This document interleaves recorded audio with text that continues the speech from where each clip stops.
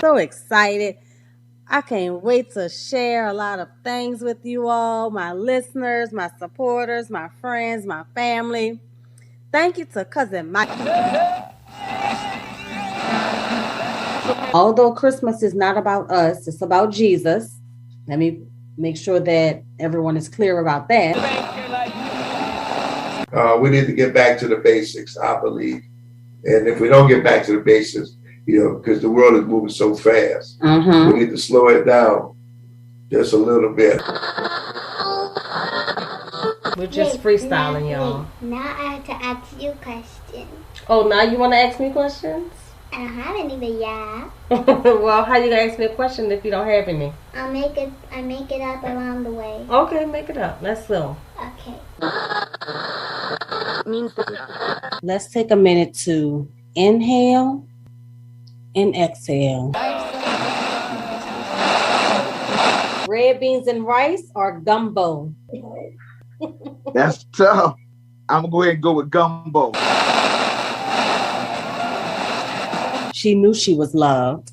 She knew that her mother did all that she could to help her, but something just did not click for her that she was worthy. Tori Talks, Season 2, y'all. Hey, y'all. What's up? Tori Talks is back for Season 2. Thank y'all for staying up to date with me and following me on Instagram and on YouTube. I now do video podcasts. So make sure you check that out on YouTube. And make sure you follow me wherever you get your podcasts. I'm on Anchor, Spotify, Amazon Music, and Apple Podcasts. So make sure you check me out. Follow me. Listen every week. I have some real good content this season, y'all. I can't wait for you to hear it. All right.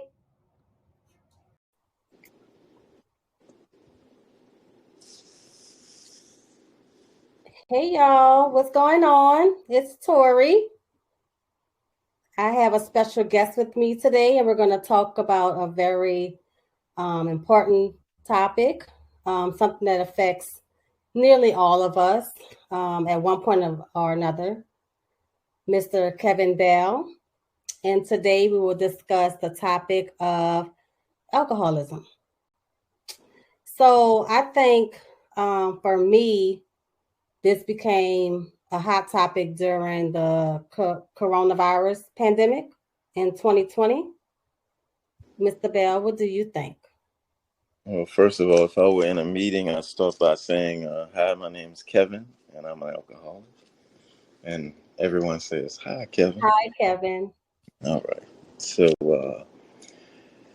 it did become a hot topic, more widely known during the pandemic. A lot of people were stuck at home and they drank more, and it also affected drug addicts more because you just had, you were alone, and people became more depressed, trapped in their homes, trapped in their minds. And yeah, it did become a hot topic during the pandemic.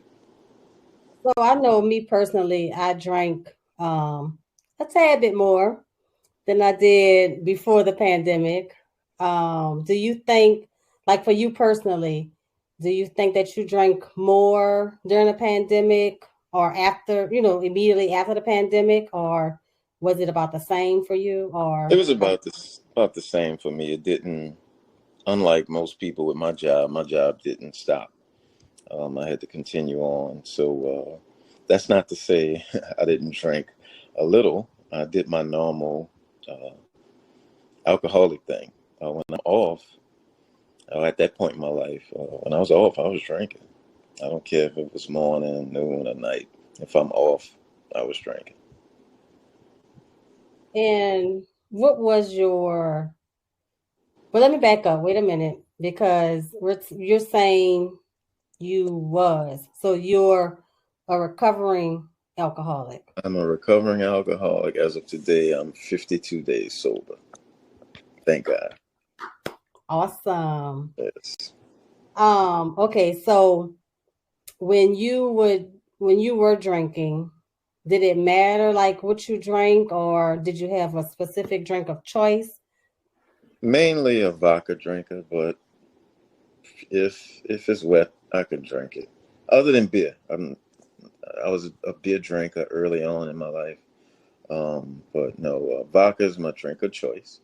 But Was. was well, I mean, I'm an alcoholic. I'll be an alcoholic for the rest of my life, and I have to admit that. Um, which we won't get too much into the steps, but there are 12 steps in recovery. The first step is admitting that I'm powerless against it. And some people try to preach otherwise, oh, everything, anything in moderation. Not with an alcoholic or addict. We can't. Mhm. I can't have a drink. I have to understand that for the rest of my life. I cannot drink. So you reached this point. How long were you drinking? All right. So I'll give you a little background on how addiction works. If you have your first drink of drug before the age of 15, you're 5 times more likely to become an addict or alcoholic. I had my first drink around the age of 12. And the way drinking works and addiction works is this passes through a part of the brain known as the amygdala. The amygdala is the part of the brain that receives your feelings and emotions and things of that sort. So when alcohol hit my amygdala, I immediately loved it, and my body responded to it, and it was a place of pleasure for me. Drinking At became 12 years old. yes, yes. And ironically, I had a older brother who passed away, and I have a younger sister. Both have the same parents. And some of these things, some of these addictions are genetic, but everybody doesn't get it. So my sister and my brother, they don't drink. My mom didn't drink. My dad was an alcoholic. So I was lucky enough to get that part of his brain that was passed on to me. And so at what point did you say, I'm tired of this. Enough is enough. I don't want to drink anymore. Like, did you say that, or did someone have to point it out to you? How did that process work for you? My disease, I've always been a drinker. Like I said, my first drink was around 12, always with family, always with, ironically, I've had my first drink with an older cousin who we'll call him Big Brian because that is his name. And I had my first drink with him, and I also had my last drink with him. So just a small piece of irony. Was it his last two, or No, he's okay? pushing forward, but he doesn't suffer with it like I suffer with it. He can say no. He doesn't drink during Lent, things of that nature. So, like I said, I probably started drinking regularly when I was 15, and I can point to a date in particular, which is December 6th, 1987. I was 15, and that's the day my dad died. By then, I was already drinking because it was my dad's side of the family is more liberal uh, than my mom's side. My mom's side is more strict. My mom didn't drink. My mom was the disciplinarian. My dad was the easygoing guy, you know. So he didn't mind a sip here, a sip there. You know, and you from New Orleans, being from New Orleans, you know, some beer with your crawfish or crabs or whatever. That's for a kid. That's nothing. Um, so I was a Not to cut casual. you off, but I remember, I don't know how old I was, but I know I was young. And I remember we had some like little family gathering, and I was maybe 10 or 12, something like that. And I had a wine cooler. So a wine cooler was like my first Yeah, alcoholic beverage, you know. right. But I didn't like it. I didn't crave it like anymore. But yeah. Yeah. Well, I always, I guess, suffered with social anxieties. I didn't feel comfortable around others. So for me, alcohol let me lower my inhibitions, let me feel more free. And so I didn't feel like I was on the outside when I drank. I felt like I was on the inside, with others. But I was never an everyday drinker. I mean, obviously at 15, my mom wouldn't go for that. But growing up, I continued drinking, being not an everyday drinker, but I was a drinker on the weekend when family got together. I didn't grow up with a bunch of friends. I have a huge family. It was always cousins together. So, and we got cars at a very young age. I had my first car at 17. And actually on my dad's side, that was kind of late because you get cars at 15 and 16 on my dad's side. But anyway, always with my cousins.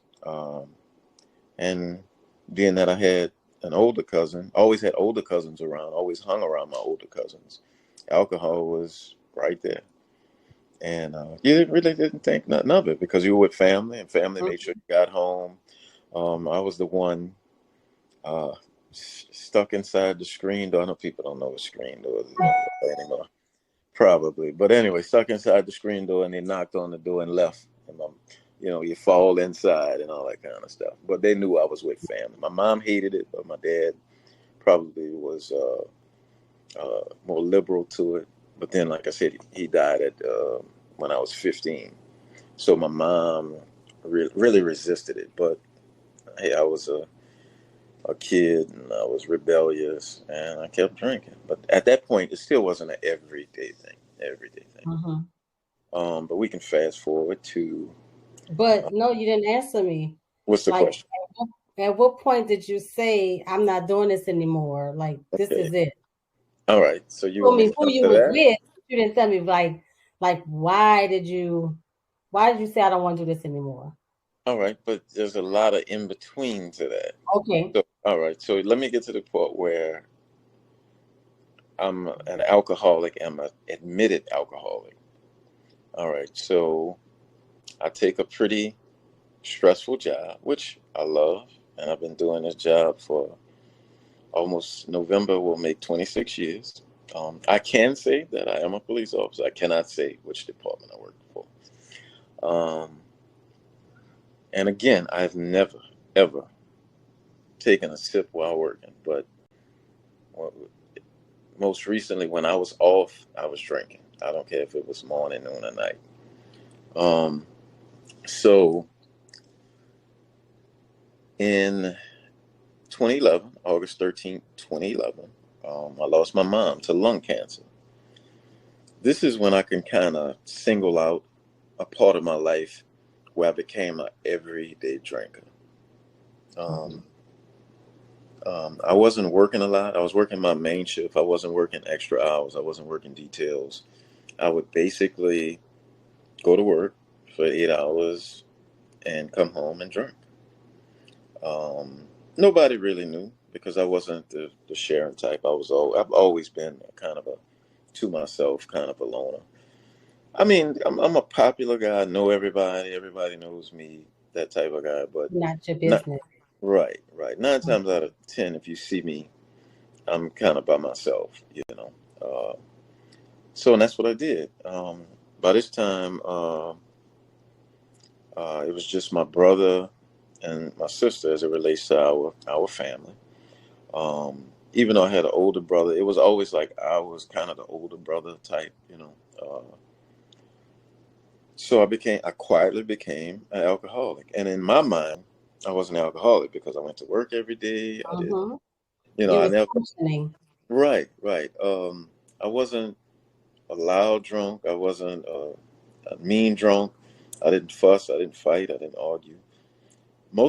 Even though I was a social person, I would go out and drink with family. Most of my heavy drinking was done at home alone. And this manifested in my weight. After my mom died, I became not only an alcoholic, I became a diabetic. I put on a lot of weight. My health started to deteriorate. and also had high blood pressure and all of this. And I remember, I want to say it was in early 2016. I was 3 pounds shy of 400 pounds. And I remember my doctor saying, Kevin, if you continue, we're going to bury you in less than a year. So I remember looking at Dr. Jones. And wait, before you go further, so um, I mean, of course, you're attributing this to stress, but you think this stress brought on the regular drinking? Yes. I mean, each part fed, like the obesity fed the alcoholism Okay. fed the obesity, Okay. and the depression from losing my mom fed both. Okay. So, and again, I wasn't missing work. I never missed work, never missed work. Always going to work, always doing my job. So, 2016, she tells me, you're going to die. I said, no, I'm not. I'm a person that's maybe a little bit stubborn. Okay, you can't be a little bit stubborn. Yeah, that's like being a little pregnant. Uh, I'm stubborn. Um, no one can, nothing in my life can be attributed to peer pressure. Either I'm going to do it or I'm not. And I don't blame it on anybody. It's all on me, you know. So I looked at my doctor and I said, no, you're not. There was this guy that I work with that, I won't say his name, that had surgery, weight loss surgery. And I started inquiring about that, did some research on it. So in 2016, I was weighing 397 pounds. I had vertical gastric sleeve procedure. And I'm a procrastinator, but when I set my mind to something, I conquer it. And I took it head on. But I didn't quit drinking. I remember having surgery and it was not recommended, it was insisted that you don't drink after your surgery. I'll never forget, my surgery was maybe 4 days before the 4th of July. By the 4th of July, which is the weekend my family normally celebrates our family reunion, I was drinking. I couldn't fit food in my stomach. I couldn't, but I was able to drink. So I'm back drinking. However, in my mind, I had made up my mind to lose the weight. And I did. I started working out. The day they pushed me back in the room from surgery, I started walking that day and I never stopped since. And now I'm about close to 210 pounds lighter. And I'm saying that to say, when I set my mind to something, I know I can accomplish it. However, I didn't want to quit drinking. And then drinking started becoming noticeable to my family, especially my sister. Now, 2016, I also lost my brother suddenly to a massive heart attack. My only brother, my big brother, and which I didn't quit my dieting and I didn't quit working out and I didn't quit drinking because in my mind, I'm suffering through this depression. I'm drinking, but I'm still going to work and it's not affecting me at work. Or so I thought at that time. Right. This is 2016. So I continued drinking and it became not just every day, because by this time I was already an everyday drinker, but you have to almost double up on the amount of alcohol intake to get the same feeling. So at most recently, I probably was drinking, I don't know, maybe a half a gallon of vodka every 2 days. And that's not even counting times when I go out, because I'm a social person. Right. I may go out, but I'm still drinking at home. So getting back to, a person has to want to quit. A family member cannot force this on them. So I will say this, which and we talked about. So on March 7th, I was committed. I was committed to the psych ward. And That was the worst 5 days worst 5 days of my life. It changed my life. It From was the worst because of what exactly? First of all, committing someone for drinking is not a committable offense. There's three things that you commit a person for. Mm-hmm. If they are harm to themselves, harm to others, and they're unable to care for themselves. Right. And you must not change the narrative to fit what you want to happen to that person. Right. So I won't elaborate on that. I got you. But I will say that I was not a danger to myself. I was not a danger to others, and I could take care of myself. So I went in. You have to remember, in law, as you practice, and in medicine, as you As know, I don't practice. as you don't practice, it's called a practice for a reason. Mm-hmm. Especially when you go to a facility where they're teaching others. And I knew that they were practicing on me. And that's why I didn't get out after the 72 hours. But I didn't dwell on it. I'm not a person that point the fingers at others. I look at myself. And I said, you know what? I got drunk. I didn't show up for work. That's when my disease started to spill into work. Mm-hmm. Not Okay. that I was drinking at work, but weekends became long, and everything was affected on a Monday. March 7th was a Monday. Okay.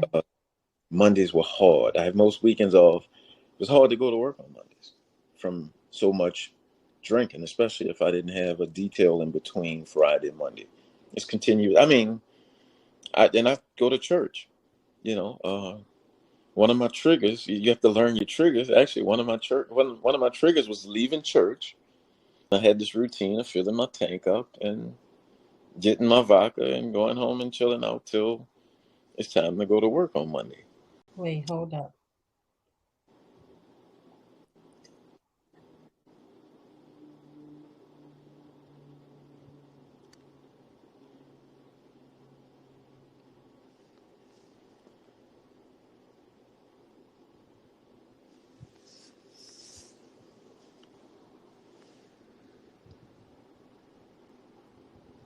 What happened?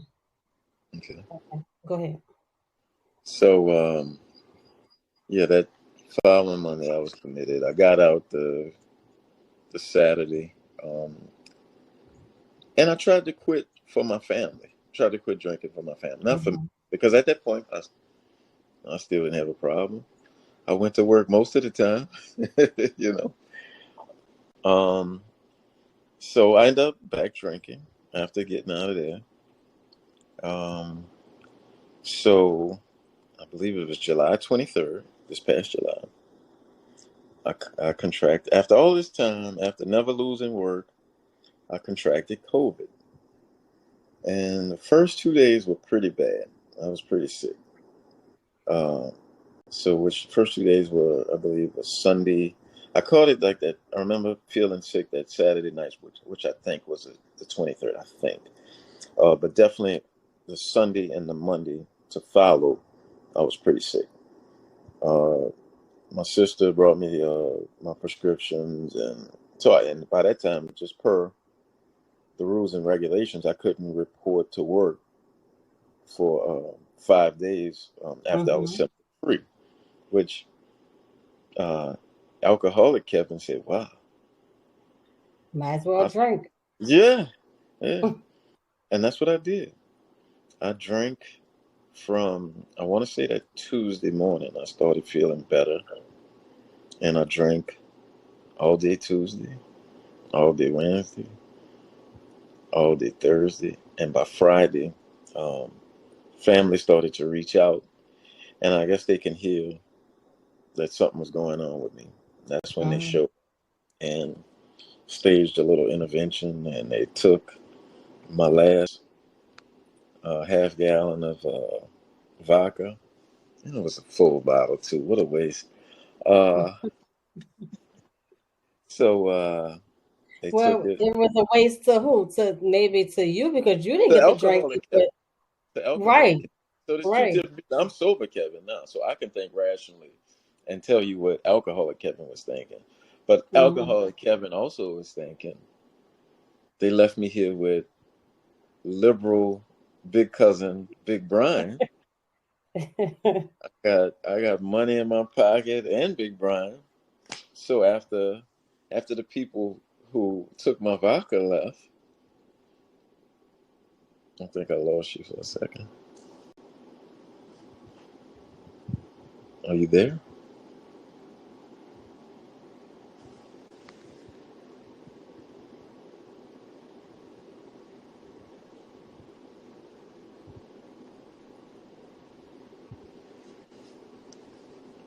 You're back. Yeah, I don't know why. See, I'm thinking I'm not liking Riverside. Okay. Um, yeah. All right. Go ahead. I'll speed the story up. But so after they left, I said, Brian, let's go let's go get a drink, and that's what we did. And pretty And much, that was your last drink? we went out, um, and I remember the sun coming up. Maybe about 2 hours prior to the sun coming up, I had already had my last drink, and but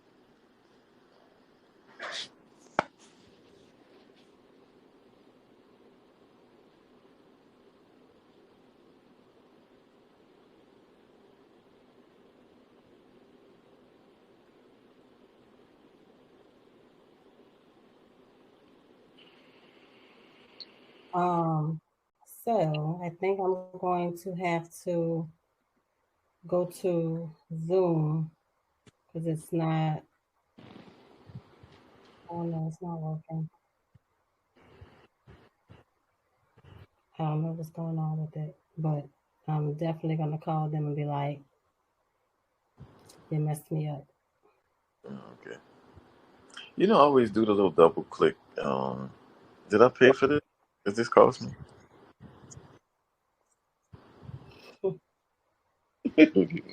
No response. Okay.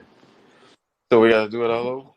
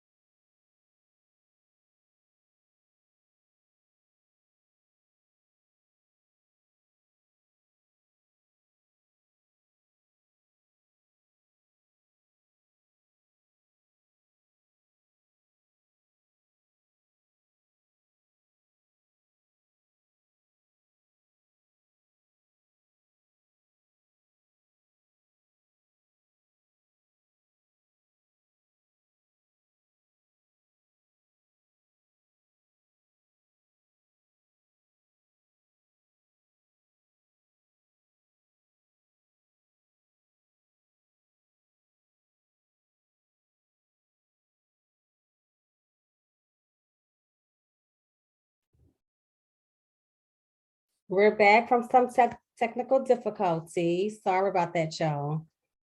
Okay, Kevin, go ahead. Yeah, so my last drink was at this bar. We stayed there until the sun came up. Came home, and I don't know, it was just something weird. I felt like my body was slowing down. I felt like my organs were slowing down. I felt like time was slowing down. My cousin stayed here. He went to sleep on the sofa. I got in bed but didn't go to sleep, and I was just up. I called my pastor, which I go to a pretty big church. I did not expect him to answer. I was expecting to get his voicemail. Shout out to Pastor Tori for answering that morning. Stayed on the phone with me about 20 minutes, talked to me, prayed with me. I then called my doctor, who I'd been seeing a shrink by this time. Had already knew some things were going wrong in my life. So, but this all started after the commitment. But then I felt like I didn't need anybody. My biggest problem that I would later find out is I'm the first person to help anybody. First person. Last person to ask for help. Because I can do it all myself, Or so I thought. Think. Mm-hmm. I thought. So my doctor asked me a few questions. And he's like, "Is your cousin still there?" He's like, "Go wake him up." So I ended up at Oxnard. My body was not shutting down. Everything was fine. My liver was fine. My kidneys was fine. Right then and there, I made a decision that I need help. And my family they posse up and they ride or die. That's good. If I call my sister, I can expect at least 3 or 4 others to be in tow. And that's what they did. They showed up at the hospital. And so I got in the program. So I had my last drink July 30th, going into the 31st. I sobered up that Saturday and that Monday. Now, my sobering process is a bit quicker than most because I eat right. I work out every day. I take a ton of supplements every day. So even after a long weekend of drinking, I go to work really early on Mondays. I get up at 4 a.m. on Mondays and I'm working out like 5 a.m. every Monday, working out. And then I go to work, which is a long day. It's a 12-hour day, even after working out. So I knew how my body works. I knew it was going to be a turnaround. Now the doctors and everybody, they were concerned because I had made up in my mind I was done getting in the program. Mm-hmm. Concerned about me having the shakes and seizures and all this kind of stuff. Luckily, I got into a program Monday, August 1st. No, shout out to NOLA Detox, local program owned by Chris Copeland and Dan Foreman. Chris Copeland is actually a son of Al Copeland. And I'm not outing him. He would tell you this himself. He's a recovering alcoholic. He's been sober, I forget, for quite a while now. But recovering alcoholics never tell you they have it beat. They tell you, I want today. Day by day. Day by day, day by day. Great program. I spoke to the owners personally. I mean, they took an active interest, not only in their business, but in their clients. The staff was incredible. I mean, everybody was super nice, but I'd be remiss not to call out a few people.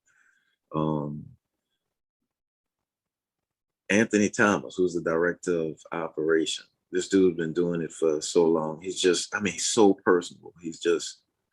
You can tell he cares about the patient. And I was in there with drug addicts and alcoholics, and it was the shout out to the community, because that was the most important part of the learning process is, even if somebody was, let's say, on heroin, they're telling a story, and I can hear a little bit of my life in their story. And I'm sure they can hear a little bit of their life in my stories once I did open up. Because the first day, all I could think about is, my sister didn't drop me off. If I would have drove there, I'm out of here. But I stayed. I stayed for 17 days, and it changed my life. It made me understand how the disease works and how you can't wish for anybody else to quit drinking. They have to want to do it themselves. They have to do the work. I'm still doing the work daily. A shout out to my counselor, who is an incredible clinician. I don't remember his exact title, but he might be a clinical psychologist or whatever.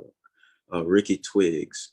I mean, when he broke down, for me, I'm not the guy that you tell to do this and do that. I want to know, why am I doing this? How is it done? I want to know the ins and outs of it, And he was able to explain to me how my brain works, how it receives it, and how people are going to come up to me. Like just today, on the way home, talking to a friend who I hadn't talked to in a while. He didn't know I went away for treatment, so I was telling him. And then his response was, "But just anything in moderation." I'm like, "No, not for me. I can't drink again. Right. One drink don't turn me back into the same old Kevin, the alcoholic." So I have to understand that for myself. And one of the biggest things that Ricky taught me in encountering that is that cravings last for 3 to 5 seconds. It's what you do actively in those 3 to 5 seconds to redirect your thoughts. And that's what I do. Now, I do go to meetings, do go to AA meetings. I learned something huge I want to say about 3 weeks ago. I was wondering, am I going to always desire to drink? Am I always going to? Lord, is this something that I'm going to have to battle every day? And then this particular guy who's been sober 15 years, he said, "I don't even remember the last time I desired to drink." Wow. And he said, now, there's times when you pass a billboard and you see that cold beer. He said, now the sign is doing what it's supposed to do. Now it's your turn to do what you're supposed to do. Redirect your thought. So that doesn't necessarily mean that you desire it. I mean, it's right in front of your face, so you see it. Right. And like you said, what you do in the next 3 to 5 seconds is going to determine, or it should determine, your next move. Now, if you go get that drink, right, you failed the test. Lost. And that's true, because I'm not an alcoholic, but I do like to partake in alcoholic beverages from time to time. And like I said in the beginning, during COVID, I was drinking a little more than I was before.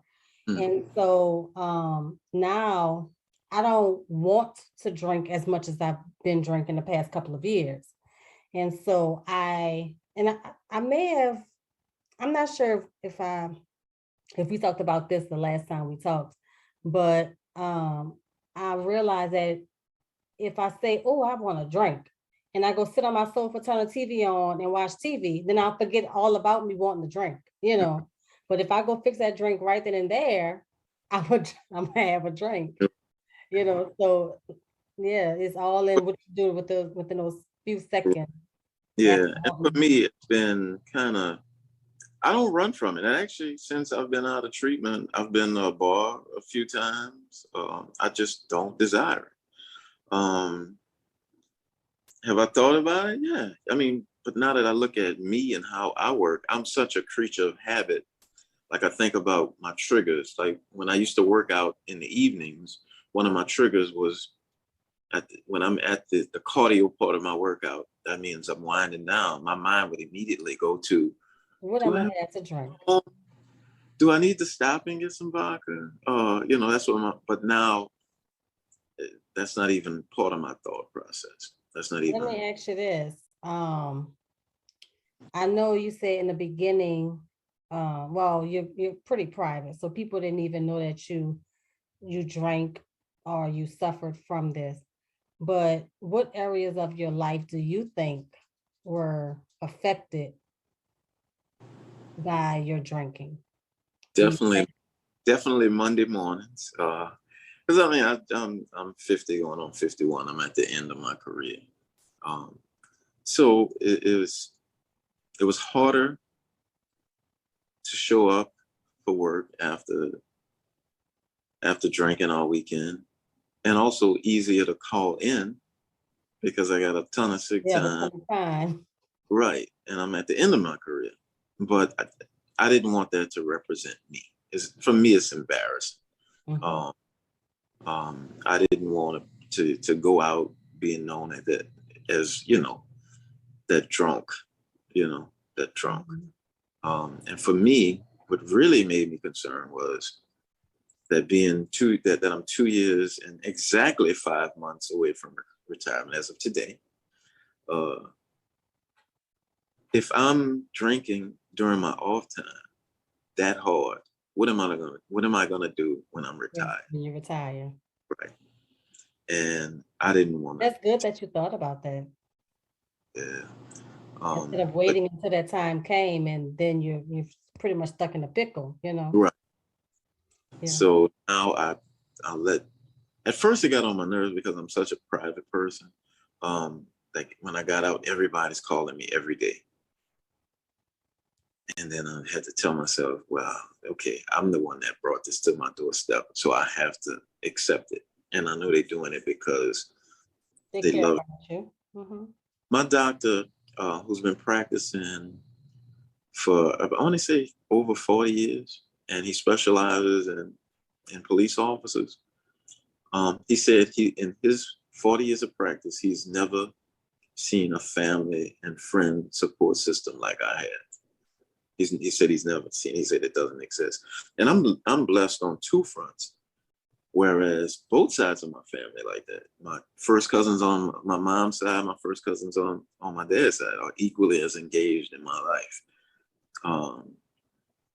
And I don't know. I'm blessed. I don't believe. I've in my over 25 years of service, I've never been in trouble. I've never gotten this. So I wasn't forced into this. You hear some cops that get in trouble or might get a DWI or something like that. I'm forced into it. It's like, no, I woke up one day and said, I didn't want to do this anymore.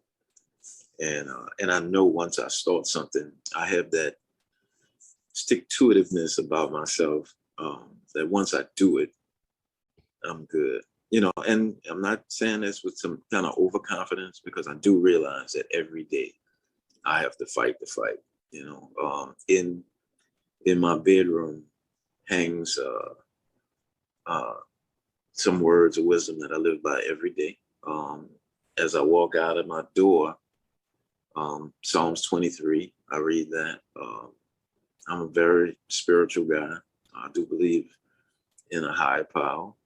For me, that's Jesus. And some things have been confirmed for me in that. I mean, like, what's the odds of my pastor answering the phone? Yeah. And I was shocked that he knew who I was. And he didn't just call me Kevin, he called me Kev. He made it so personal. Yeah. And I'm the quietest guy in church. I'm like, and I rekindled an old love while in treatment. I'm a musician. So one day they were putting together this talent show. And typical quiet fashion, Kevin, I didn't really say anything. I didn't let anybody know I was a musician. They were practicing. And guy, Paul, who's a counselor there, really good guitar player. And Paul, if you see this one day, I'm just telling the truth. It was Paul and Maria. Paul was playing. They were playing God Bless the Child. Paul's a great musician, but he reminds me of, I don't know if you ever saw the show The Anchorman, the movie The Anchorman, when they say, whatever you put on the teleprompter, he's going to read. Well, that's Paul when it comes to music. Whatever's on the sheet, he's going to play it. He didn't catch his ears and his tunes, his mind. So I was kind of looking like, oh, you're hitting some bad notes there, brother. So anyway, there was a keyboard there, and I kind of, because it was killing me, I got up and I said, play the song from the beginning. And long story short, I put him in the right key, and everybody looking at me like, wait, you a musician? I was like, yeah. Oops. So, right. So I ended up playing for the talent show. And I did something that I never do, that I've never done for my family. And as long as I've been playing music, people in my family don't even know. I sang. People don't know I can sing. I can sing a little bit. So Maria and I sang a duet at the talent show. We did our old Donny Hathaway, Roberta Flack song, The Closer I Get to You. And that rekindled my love affair with music. So, and I've been playing again ever since I got out. So not singing though, not singing. You didn't sing? I thought you sang. I did then in treatment. treatment. But you didn't rekindle that. Is what you no, not yet. I'm not. I did it once, maybe again. I don't know. So I'm gonna wrap up. But before we wrap this up, do you have like any suggestions or tips that you can give someone who may want to whether limit or quit drinking altogether? I think is that the answer to that is probably individualized. You have to look within yourself and ask yourself, is what you're doing a detriment to, is it more harm than good? I do know some social drinkers that'll have a drink or have one, like one of my Fred. Fred have one drink, and I was always that dude would try to, I'm the dude that's gonna buy a round, and I would buy Fred another round, and for all I know, that second round is still sitting on a bar somewhere because Fred, I don't have that ability to just cut it off. I remember when Richard Pryor became sober. He did this interview on the Johnny Carson show. And Tori, I know you're young. You can ask your parents who Johnny Carson. I sure will. All right. And Johnny asked him, how's it going in his sobriety? And he did what most people say. Well, can't you just go and have one drink? It's like, no, I'm that dude in there. Mm-hmm. That's there until the bartender said, look, man, we don't have no more liquor. And that was me. So you have to self-evaluate. Self-evaluate, one of the big things they also teach in treatment is self-care. You have to care for yourself. And I adopted the philosophy when they talked about that. I adopted the philosophy. And also, like my ex, I won't say her name, she was a big part of pushing me because I didn't think I had a problem. She was continuously telling me, you got a problem. Mm-hmm. A problem, even though when I was by her house, I was hiding alcohol in my luggage, but I don't have a problem. So, but anyway, she pushed me into getting help. So shout out to my ex, who will remain nameless. But with that, you have to look at yourself, self-evaluate. Is it a problem for you? And then, like I said, self-care. And my philosophy is, and I thought she was turning her back on me when she said, you gotta, you need to work on you. You need to work on you. I thought that was some slang for, get out of my life. But no, what the first thing in every day in treatment was take care of yourself, self-care. And I adopted the philosophy. When you're on a flight, they tell you, put your mask on and then help somebody else. Yes, because you can't help nobody if you're drowning, if you're dying, so. Yeah. So I'm putting my mask on. It's a bunch of things I'm learning about myself. There's another thing you have to learn about, especially when you're dealing with the aspect of depression and all of that kind of stuff. It's a difference between joy and happiness. Mm-hmm. Joy is lasting. Mm-hmm. Happiness comes and goes. So, it's just learning who you are and learning if you have a problem. And again, please don't commit people and make them try to force them into right, because it has to be a decision that they make themselves, know. And depending on like what their personality is, they can rebel and go way left. I started back drinking maybe 2 days out of it. I mean, being in there and you're not crazy, and I hate to, I mean, let's just call it what it is. There's some crazy people, and that make you want to drink. Yeah, that make you want to drink. But anyway, no, I appreciate the opportunity to share with you about this. Just like in my weight loss, and we are Facebook friends, so I'm not a person that posts everything, but I do try to post things that will help others. That's been a lifelong part of my life. I love helping others. For me, that's reward in and of itself, to help others. So when you asked me about this, I jumped at it, You did. And I appreciate that. Yeah. And appreciate you. I mean, this is right now, this is therapy for me, My old therapy wasn't working. At home alone drinking, that wasn't working. And it was expensive. I wasn't drinking cheap vodka. You didn't have the Taka? No, never a sip of Taka ever. Well, thank you again. I truly appreciate it. Now, before you go, I do have one mini segment that I do on the podcast. It's called This or That. And basically, I give you two options, and your first thought is what whatever you want to pick out of the two options that I give you is what you're gonna pick. You understand what I'm saying? I got you.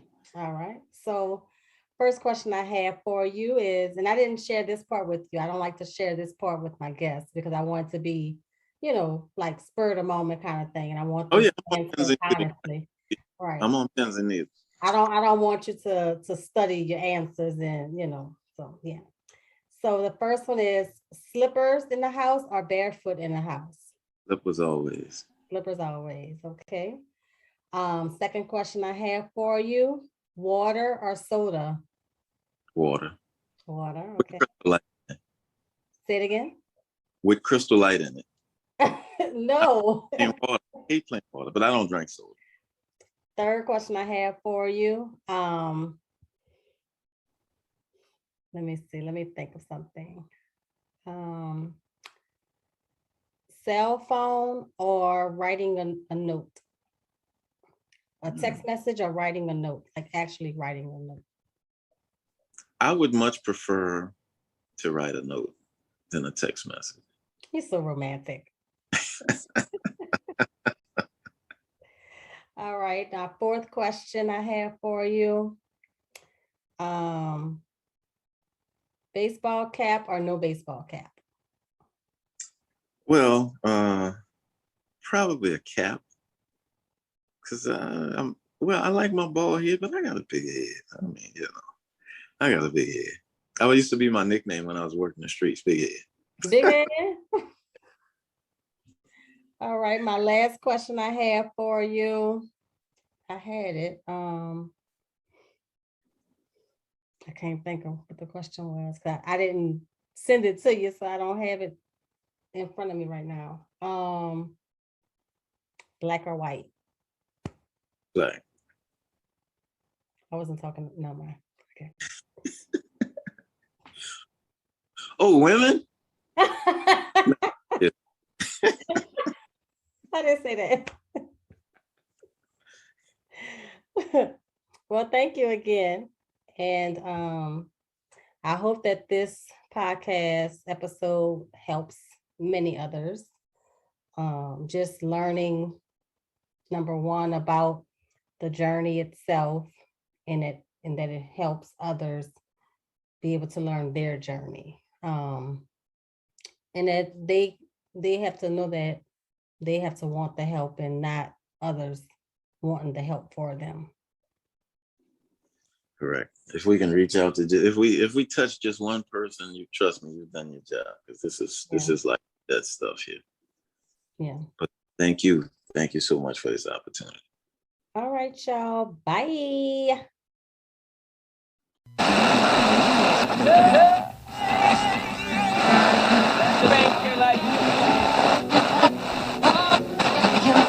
Tori Talks, Tori Talks, Tori Talks, Tori Talks, Tori Talks, Tori Talks, Tori Talks, Season 2.